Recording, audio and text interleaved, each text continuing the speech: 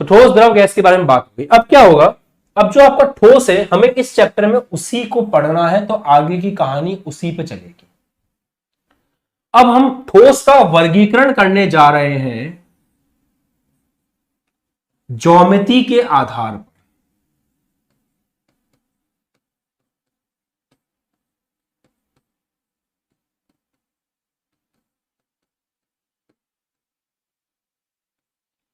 अगर हम ठोस का वर्गीकरण करें ज्योमेट्री के आधार पे, तो ज्योमेट्री के आधार पे मतलब उसके अवयवी कण किस प्रकार से व्यवस्थित हैं, उस व्यवस्था के आधार पर अगर हम ठोस का वर्गीकरण करें तो ठोस दो प्रकार का होता है। एक होता है क्रिस्टलीय ठोस,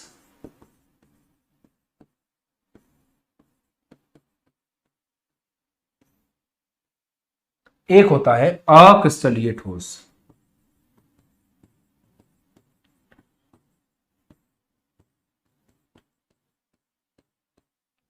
हमें यही पढ़ना है कि क्रिस्टलीय ठोस और अक्रिस्टलीय ठोस में क्या अंतर होता है।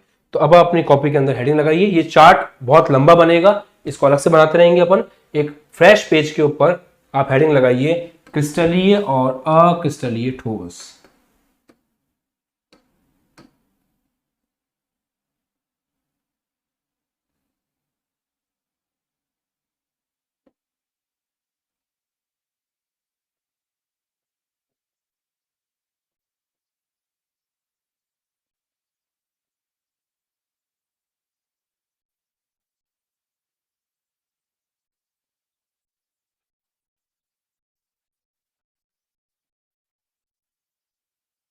समझ लो अच्छे से, चैप्टर इजी है, पूरे में से पूरे नंबर आ जाएंगे, एक भी नंबर नहीं कटेगा। ठीक है, ध्यान दीजिए। कणों की व्यवस्था के आधार पे, ज्योमेट्री के आधार पे। ठीक है, मैं आपके सामने एक ज्योमेट्री बना रहा हूं, देख के समझना उसको।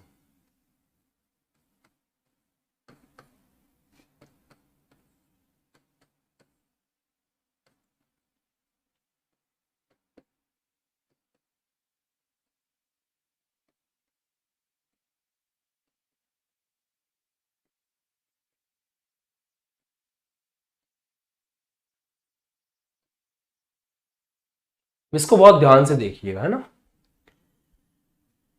इस पूरी व्यवस्था में कुछ पैटर्न समझ में आ रहा है आपको। हर एक क्रॉस के चारों तरफ गोला है, हर क्रॉस के चारों तरफ गोला है, हर गोले के चारों तरफ क्रॉस है। निश्चित पैटर्न है, निश्चित ज्योमेट्री है कि हाँ भाई ऐसे ही व्यवस्था चलने वाली है।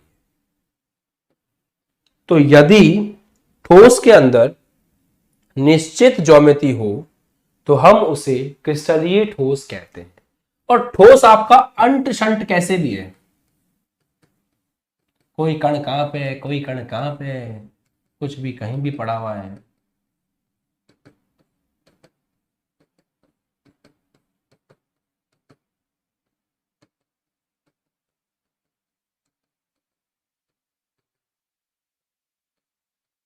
ये वाली स्थिति कुछ भी कहीं पे भी है, इसको बोलते हैं अक्रिस्टलीय ठोस। जब कणों की ज्योमेट्री निश्चित नहीं होती है, यहां पे है निश्चित ज्योमेट्री,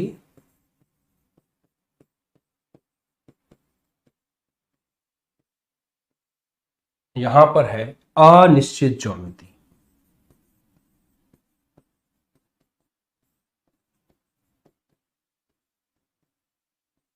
एक बात और समझिएगा, एक बेसिक एग्जांपल दूं जो आपके घरों में भी काम आता है। मान लो आप स्कूल में, आप देखो सुबह की असेंबली,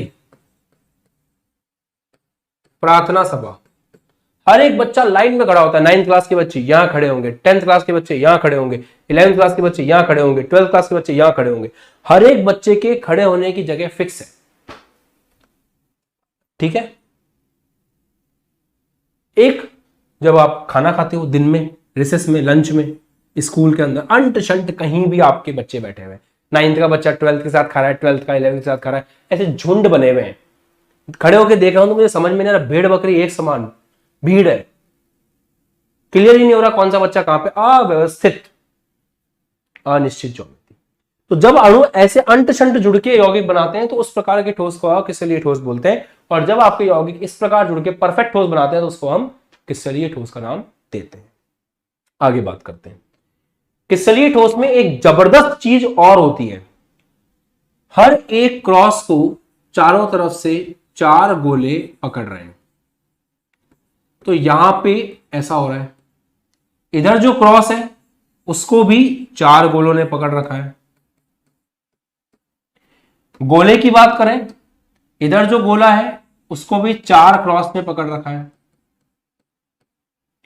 और इधर जो गोला है कहां पकड़े, ये वाला, इधर जो गोला है उसको भी 4 क्रॉस ने पकड़ रखा है।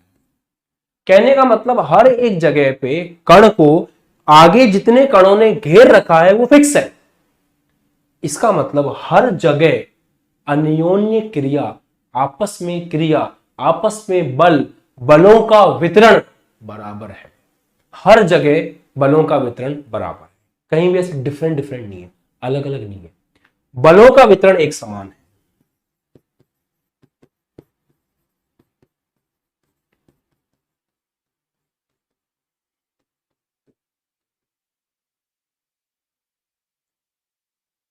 हाँ, पीसी में चला सकते हैं, मैं बता दूंगा वीडियो बना के कैसे पीसी में क्लास अटेंड करनी है, चिंता मत करो। अक्रिस्टलीय ठोस में क्या है, गौर फरमाओ, एक क्रॉस को 2 गोलों ने पकड़ रखा है, 3 गोलों ने पकड़ रखा है। यहां पे एक क्रॉस को केवल 2 गोलों ने पकड़ रखा है, यहां पे एक क्रॉस को 4 गोलों ने पकड़ रखा है, यहां पे एक क्रॉस को 1 2 3 4 5 गोलों ने पकड़ रखा है। मतलब हर जगह कणों के बीच में अन्योन्य क्रिया अलग अलग है, क्योंकि कोई व्यवस्था ही नहीं है। तो यहां पे बलों का असमान वितरण है। अब इसके कुछ साइड इफेक्ट्स आते हैं। बलों का वितरण एक समान है तो इसके कुछ फायदे हैं। क्या फायदे हैं, क्वथनांक, गलनांक, ये दोनों जो है निश्चित होंगे और अभिलाक्षणिक होंगे। अभिलाक्षणिक का मतलब है हर यौगिक के लिए अलग अलग और फिक्स, क्योंकि बल हर जगह सेम है। जितना टेम्परेचर इसको टूटने के लिए चाहिए उतना ही टेम्परेचर इसको चाहिए, उतना इसको चाहिए, उतना इसको चाहिए, क्योंकि बल हर जगह एक जैसा है। तो बलों का वितरण एक समान है। क्यों, क्योंकि कणों की एक निश्चित व्यवस्था है, सब कुछ कनेक्टेड है। बेटा पहला दिन है आज क्लास का, सेशन का पहला दिन है, कंसेप्ट में कोई कमी नहीं होनी चाहिए, दिमाग में एकदम क्लैरिटी होनी चाहिए। सर ने क्या पढ़ाया था, सर ने कहा था निश्चित ज्योमेट्री है, कणों की व्यवस्था निश्चित है, हर कण को कितने कण घेरेंगे वो हर जगह फिक्स है। इसी रीजन से हर कण के ऊपर अलग अलग जगह पे बल एक जैसा है। बल एक जैसा है इसलिए टूटेगा तो सब साथ में टूटेगा, इसीलिए गलनांक क्वथनांक फिक्स होते हैं, इनके निश्चित होते हैं, अभिलाक्षणिक होते हैं। कारण तो पता होना चाहिए ना, रटना थोड़ी है। इधर अनशंट है, ये इसको 5 जनों ने पकड़ रखा है, इसको तोड़ने के लिए ज्यादा टेम्परेचर, यहां 3 ने कम, यहां 2 ने कम, यहां 4 ने, अलग हो जाएगा। तो कणों की व्यवस्था अलग अलग होने के कारण बलों का असमान वितरण है, इसीलिए क्वथनांक / गलनांक का एक परास है, मतलब एक रेंज है। क्या मतलब है सर, इसका एग्जांपल देता हूं। सोडियम क्लोराइड NaCl, इमेजिन कर लो गोले सोडियम है, क्रॉस क्लोरीन है, स्ट्रक्चर एग्जैक्टली सेम होता है। तो सोडियम क्लोराइड का एक फिक्स गलनांक जिसपे वो गलता है, क्वथनांक जिसपे वो उबलता है, फिक्स होता है। परफेक्ट टेम्परेचर, एग्जांपल दूं, एग्जांपल दे रहा हूं, मैं ये नहीं बोल रहा हूं कि NaCl का इतना होता है, मैं एक एग्जांपल दे रहा हूं।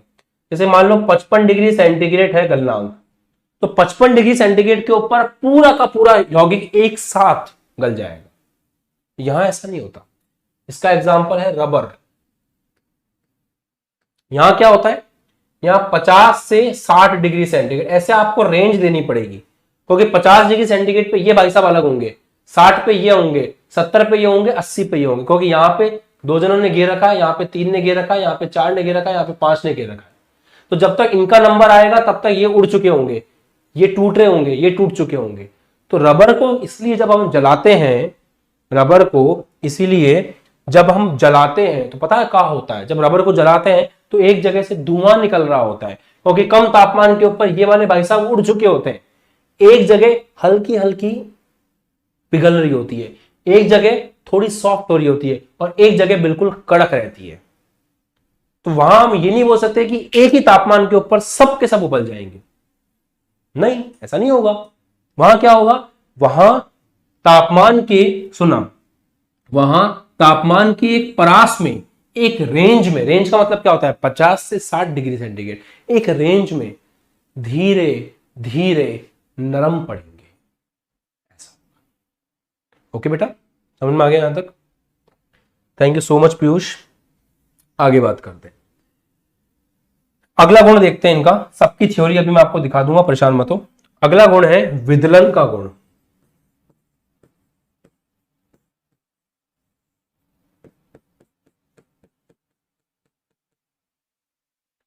अगर इसको चाकू से काटोगे तो समविदलन होगा। जैसे पनीर कटता है ना एकदम चिकना, बिल्कुल वैसे ही जब इसको चाकू से काटोगे तो सतह जो बनेगी नई वाली वो एकदम चिकनी और सपाट बनेगी, मक्खन की तरह। इसको जब काटोगे तो ये खुरदरी सतह बनेगी। कणों की व्यवस्था निश्चित है, जब कटिंग होगी तो प्रॉपर्ली हो जाएगी, या कणों की व्यवस्था अनिश्चित है, कहीं पे सॉफ्ट कहीं पे हार्ड। कट करोगे तो जैसे रबर को काटते हैं तो कैसे खुरदरा खुरदरा रहता है, बिल्कुल वैसा खुरदरा होगा।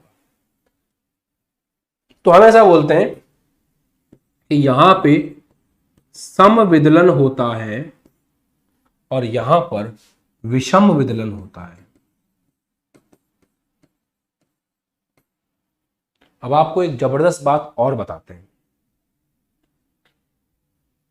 क्रिस्टलीय ठोस को कहा जाता है वास्तविक ठोस।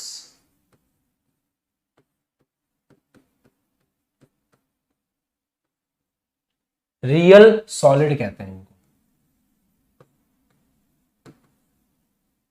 क्रिस्टलीय ठोस को कहा जाता है वास्तविक ठोस, रियल सॉलिड। इसको कहा जाता है आभासी ठोस।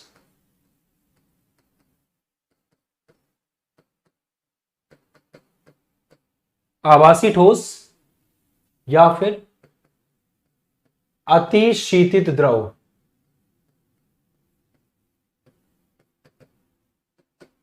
आभासी ठोस या अतिशीतित द्रव, सूडो सॉलिड,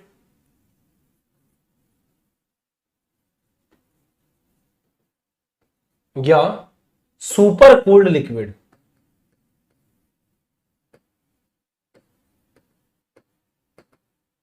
क्या मतलब है सर? अभी समझाते हैं, आराम से समझेंगे। समझ लो पहले वर्ड क्या। वास्तविक ठोस बोलते हैं इसको, आभासी ठोस बोलते हैं इसको। क्यों? देखो,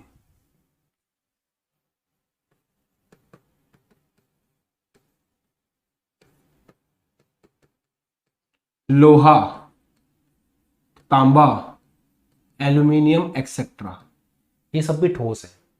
इनको आज रखो, आज के 10 साल बाद रखो, 20 साल बाद देखो, 30 साल बाद देखो, 50 साल बाद देखो, अगर कोई बाहरी वातावरण के कारण इनको कोई परेशानी नहीं होती है तो ये ऐसे के ऐसे बने रहते हैं, इनमें कोई चेंज नहीं आता, क्योंकि ये सब क्या है, ये सब क्रिस्टलीय ठोस है। हम एक अक्रिस्टलीय ठोस के बारे में देखते हैं, कांच, जो एक अक्रिस्टलीय ठोस है। आप घर में कांच लेकर के आओ, आज आप कांच लेके आओ घर में, ऐसा कांच लेके आए आप, है ना, ऊपर से भी उसकी मोटाई उतनी ही है, नीचे से भी उसकी मोटाई उतनी ही है। आप कांच लेके आए 11 तारीख को, 11 मार्च 2022 को, और आप एक लोहे का टुकड़ा लेके आए 11 मार्च 2022 को।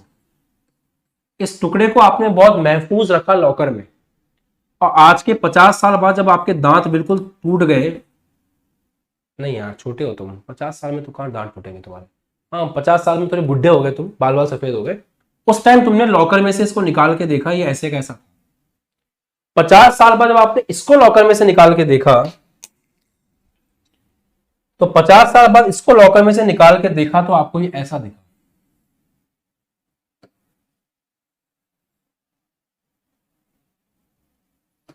समझ रहे हो? ऊपर से पतला, नीचे से थोड़ा मोटा, ज्यादा मोटा नहीं होता बट थोड़ा बहुत मोटा होता है। हुआ क्या है, 50 सालों में इसके अंदर जो कण थे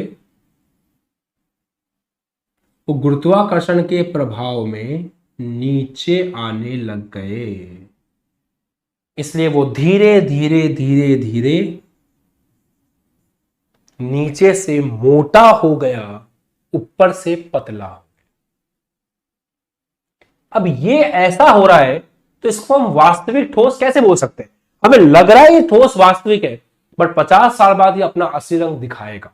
इसलिए अक्रिस्टलीय ठोस जैसे कि ग्लास को हम झूठा ठोस,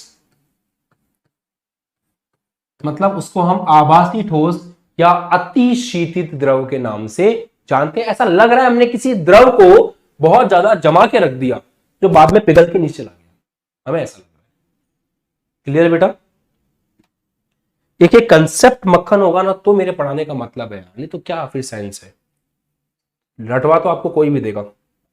ओके, क्लियर हो गया? इसको हम अति शीतित द्रव या आभासी ठोस क्यों बोलते हैं और इसको हम वास्तविक ठोस क्यों बोलते हैं। तो एग्जाम में क्वेश्चन आता है कि कांच को हम लोग आभासी ठोस क्यों बोलते हैं। तो भाई कांच को जब लंबे समय तक रखा जाता है तो उसके कण बह करके गुरुत्वाकर्षण के प्रभाव में नीचे बैठ जाते हैं और कांच नीचे से थोड़ा मोटा और ऊपर से थोड़ा पतला हो जाता है। हालांकि फर्क बहुत कम आता है, 0.02 mm, बट फर्क तो फर्क है, साइंस तो साइंस है।